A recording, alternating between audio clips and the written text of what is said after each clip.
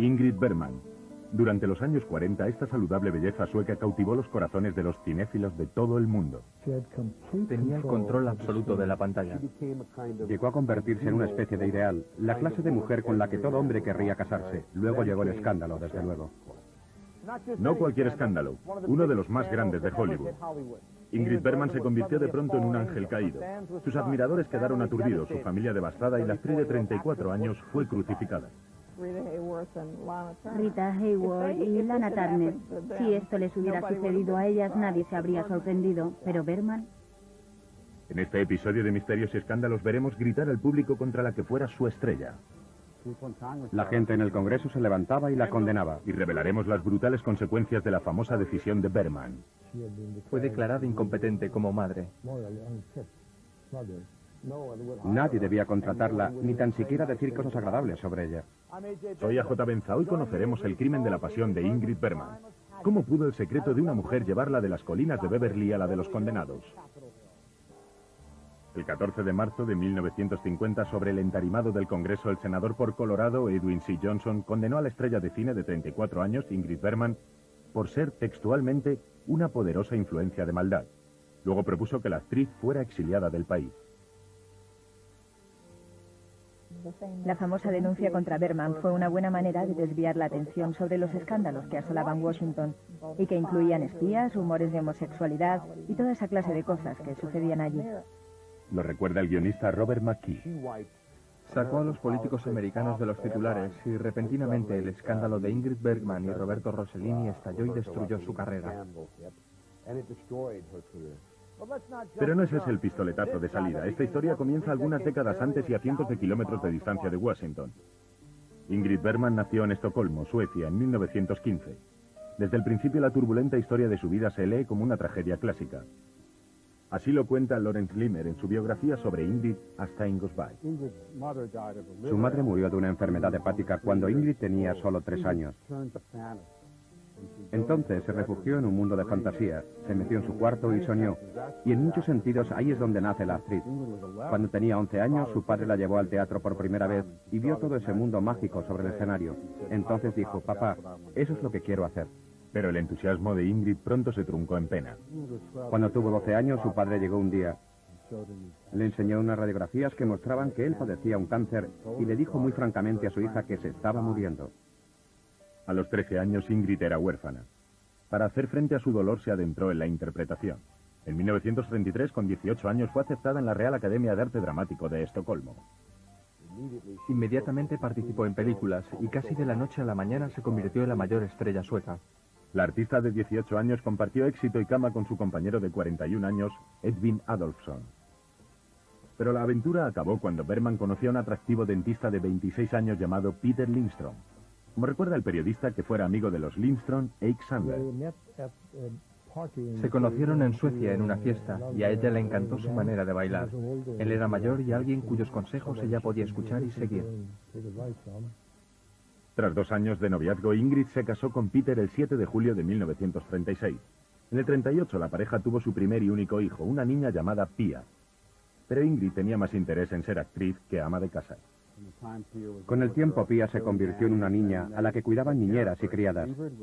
Ingrid se llevaba volcada en su carrera. Ingrid Bergman sacrificó constantemente la familia por su carrera, y así fue entonces.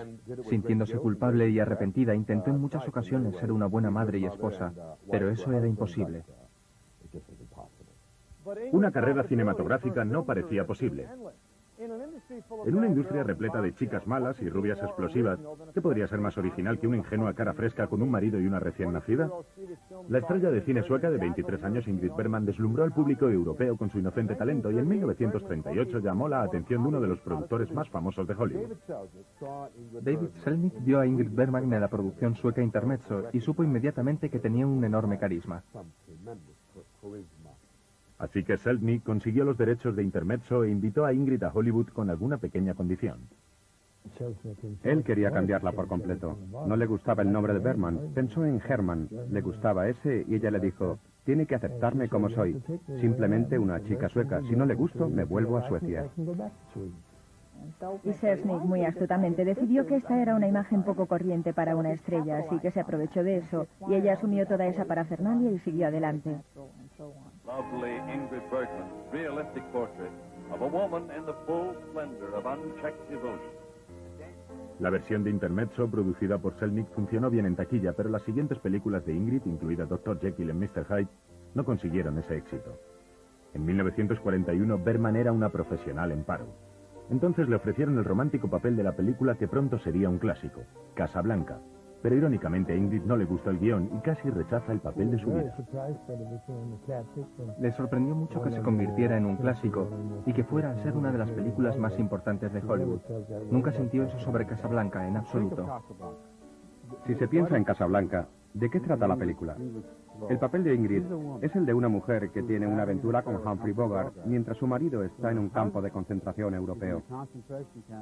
Cuando ella entra en el café de Rick, cada vez que la ves caminar te enamoras de ella y te olvidas de qué trata la película en realidad. Para el reparto y el equipo de Casablanca, hacer la película fue un proceso duro y frustrante. El guión se iba escribiendo a medida que se rodaba, así que la película se rodó secuencialmente, lo cual es mucho más caro y difícil de hacer, pero no había otra opción. La gente en el plató no estaba contenta. Pero un beso no era solo un beso para Bergman, como explicaría años después. Pregunté, ¿amaba yo a mi marido o a Bogart? Paul Henry interpretaba a mi marido y contestaron, no lo habíamos pensado. A pesar del desafío, Casablanca fue un enorme éxito y ganó el premio de la Academia a la mejor película en el 43. Al año siguiente, Bergman, de 29 años, ganó su Oscar como mejor actriz por la película Luz que agoniza. Ingrid era ahora una estrella, pero su papel como hermana Benedicta en Las campanas de Santa María convirtieron a la actriz en una santa. Ingrid Bergman tenía una naturaleza innata como ser humano, una bondad, una especie de inocencia, honestidad e integridad que se reflejaba en todo lo que hacía. Solías decir, es absurdo que me miren como a una santa, soy un ser humano como cualquier otro. Y todos los seres humanos tienen debilidades. La de Ingrid eran sus galanes. Ingrid Bergman a menudo tenía aventuras con los directores, o con los actores en concreto, y como parte de su papel solía caer rendida a los pies de sus galanes. Cuando Gary Cooper trabajó con ella, también ocurrió. Cuando estuvieron juntos, ella le amó como ninguna otra mujer lo había hecho en toda su vida. Pero en el momento en que la película acabó, ella no le devolvió sus llamadas telefónicas.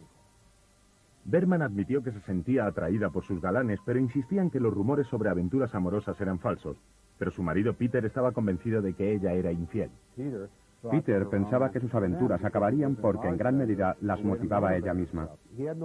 Él no tenía ningún interés en romper el matrimonio, la comprendía creo que muy bien, y sabía que ella necesitaba esto de alguna manera. De hecho, a decir de muchos, Peter había llegado a convertirse para Ingrid más en un representante que en un marido. Algunos decían que incluso controlaba la carrera de la estrella. En 1945, Peter convenció a su mujer para que pusiera fin a su contrato de 6 años con David Selznick. La libertad de Ingrid tuvo un precio. Cuando era una niña, había soñado con protagonizar Juana de Arco, por supuesto uno de los más grandes papeles que se puede concebir. Finalmente tuvo la oportunidad de hacerlo y la película fue un desastre. Con Alfred Hitchcock hizo Atormentada y esa película fracasó. Estaba en la mitad de su treintena y esa es una edad muy difícil para una actriz. Inquieta y frustrada, Ingrid anhelaba un cambio. Una tarde de primavera de 1948 supo exactamente lo que quería, pero las consecuencias fueron brutales. La reina de la pantalla, Ingrid Bergman, trasladó su inocencia encantadora y su belleza natural al estrellato. Pero a finales de los 40 su carrera y su vida personal comenzaban a desgajarse. Durante años había proyectado la imagen de esposa feliz, pero hacia 1948 su matrimonio con Peter Lindstrom estaba seriamente desprovisto de pasión. Su último papel también le había dado a Bergman mucho en lo que pensar, así que hizo lo que nadie haría. Fue al cine. Fue a ver una película llamada Ciudad Abierta, dirigida por Roberto Rossellini, y quedó sencillamente hipnotizada por ella. Decidió escribir una carta a Rossellini, el director, y le decía, si necesita una actriz que lo único que sabe de italiano es "ti amo", cuente conmigo. Rossellini recibió la carta y la contestó. Vino a Hollywood y se quedó en su casa. Cenaba a solas con Rossellini. Su diario recoge varios paseos a algunos sitios y se enamoró locamente de él en el momento en el que estuvo preparada para hacerlo. Ignorante de la historia que se germinaba entre Ingrid y el director de 43 años, Peter permitió que apareciera como estrella en la película de Rossellini Stromboli, Gran Error. Rossellini regresó a Roma, Ingrid Bergman le siguió. En 1949 comenzaron a rodar y en abril ya había fotografías suyas paseando de la mano por esta isla volcánica y publicadas por la revista Life. Comenzaron los rumores y aparecieron las primeras nubes. Para Bergman esto era algo más que un romance de plató. Pensaba que Rossellini era la perfecta combinación de amante y artista visionario, la clase de hombre que siempre había deseado. Pero en 1949 su inmaculada reputación estaba a punto de caer bajo el peso del escrutinio público. Cuando llegó el momento de sacar los trapos sucios, dos sabuesas del cotilleo, Luella Parsons y Hedda Hooper, lo exageraron sobremanera. Luella Parsons y Hedda Hooper eran las reinas de Hollywood. Ninguna columnista de sociedad de hoy en día ha conseguido el poder que tenían, y también eran moralistas. Les decían a las estrellas cómo comportarse, debe servirte, le decían a Clark Gable y cosas así. Y si las estrellas no se portaban bien, Hedda y Luella charlaban de los escándalos en sus columnas de ámbito nacional. Cuando surgió el rumor de que Ingrid a sus 34 años estaba embarazada de Rossellini, Hedda Hooper tomó el primer vuelo a Roma para conocer la historia. Le preguntó directamente, ¿estás embarazada? E Ingrid Bergman le dijo, no, puedes ver que no. Así que Hedda regresó a Hollywood y dijo a todo el mundo, lo he visto con mis propios ojos, lo he oído de sus labios, no está embarazada. Pero 3 meses después, en diciembre, Luella Parsons, la principal rival de Hedda en el mundo del columnismo, lanzó la noticia. En Roma esperan un bebé para dentro de 3 meses. ¿Cómo logró Luella dejar atrás a Hedda? Obtuvo la información ni más ni menos que de Howard Hughes. El playboy millonario convertido en productor de cine financiaba Stromboli y pensó que un escándalo aseguraría su inversión.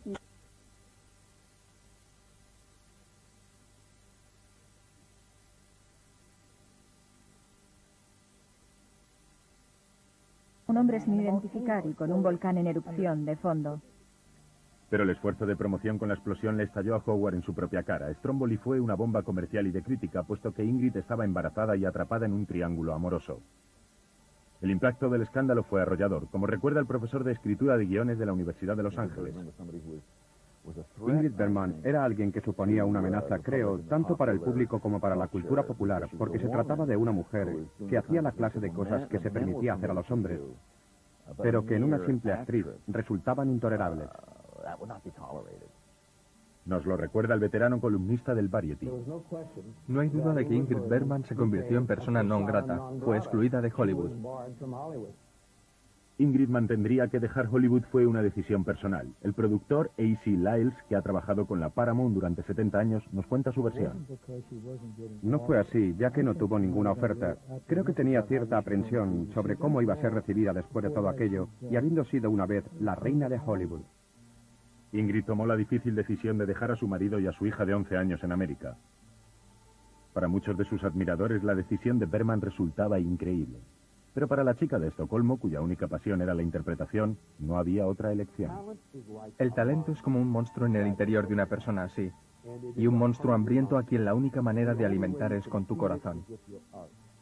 Ella hizo lo imposible por ser una buena madre y una buena esposa. Lo hizo lo mejor que pudo. Pero contra esa especie de adicción por actuar no existe una elección propia.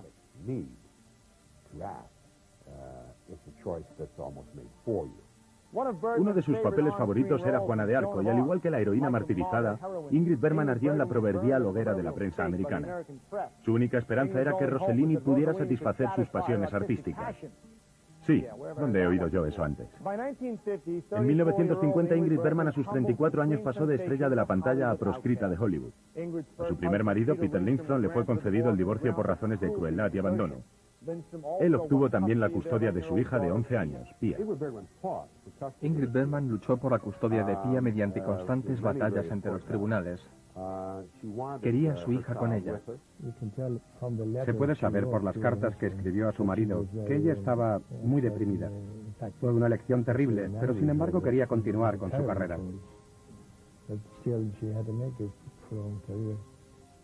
Pero ahora de la carrera de Ingrid en Hollywood quedaban los escombros. Gracias a su mala prensa y a la moral imperante llegó hasta el Congreso e Ingrid no regresó a América durante casi 10 años. En este tiempo se concentró en la vida con su reciente bebé y su nuevo marido, el director Roberto Rossellini. Pero la vida con Rossellini no supuso precisamente unas vacaciones romanas. Irónicamente, Berman pensó que haría muchas películas y que trabajaría constantemente con su marido, a su lado, cuando se trasladó a Italia. El problema fue que estaba dominada por Rossellini. Él era muy celoso y no la dejaba trabajar con ninguna otra persona. Por desgracia para Ingrid Bergman, las dos mejores películas de Rossellini fueron sus dos primeras películas. Después nunca hizo una de esa calidad y algunas que intentaron juntos, como Stromboli, constituyeron un auténtico desastre de crítica y público, tanto en Europa como en América. En 1952, a los 36 años, Bergman dio a luz a sus gemelas Isolda e Isabella. Esta vez se enfrascó en la tarea de esposa y madre.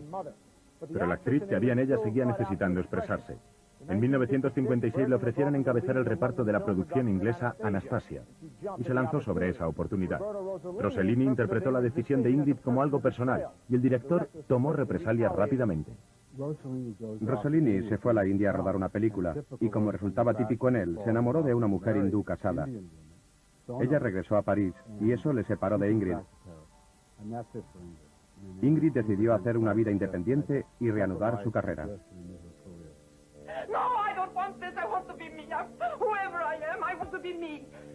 Los críticos aplaudieron la interpretación de Bergman en Anastasia y el público americano acudió en masa a los cines. Por supuesto, se trataba de los mismos volubles admiradores que le habían vuelto la espalda antes. Resulta muy agradable volver a Hollywood después de 10 años y ver que la industria sigue viva. Desde luego se sentía feliz. Podría ver a su hija y a sus viejos amigos, y era como si todo hubiera sido olvidado.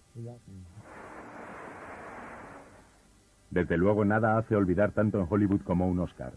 En 1957 Anastasia le supuso a Ingrid Bergman su segundo galardón de la Academia como mejor actriz. También en ese año finalizó su matrimonio con Rossellini. Bergman era libre de nuevo para hacer lo que más amaba y en las 2 décadas siguientes protagonizó 16 películas, incluyendo Indiscreta, Flor de Cactus y la película que le supuso su tercer Oscar, Asesinato en el Orient Express. Ingrid estaba con sus 3 hijos habidos con Rossellini e intentaba restaurar su relación con su casi desconocida hija. Ingrid necesitaba realmente recompensar a su hija. Pia era la primera. Había sido la más herida, la que más había tenido dificultades, y de hecho no fue hasta los últimos años de su vida cuando se reconcilió totalmente con ella. Bergman superó muchos desafíos, pero el mayor de todos fue cuando a sus 58 años regresó en 1973. Estaba en París cuando en un reconocimiento rutinario de mamas le detectaron un bulto. Estaba actuando en una obra. No iba a sacrificar eso por una operación, así que la pospuso. Pero Bergman pospuso el tratamiento demasiado tiempo y el efecto fue devastador. Se vio obligada a someterse a una mastectomía radical, primero en 1974 y luego 4 años después, en el 78. Luego, en 1982, a sus 66 años, protagonizó la aclamada película para la televisión A Woman Called Golda. Cuenta la historia de una mujer que se convirtió en una leyenda al sacrificarlo todo por el trabajo de su vida. Para Bergman fue un último papel adecuado. Continuó tratándose, luchando contra su mal, ignorándole, pero era inevitable, y no iba a tener un respiro, y murió.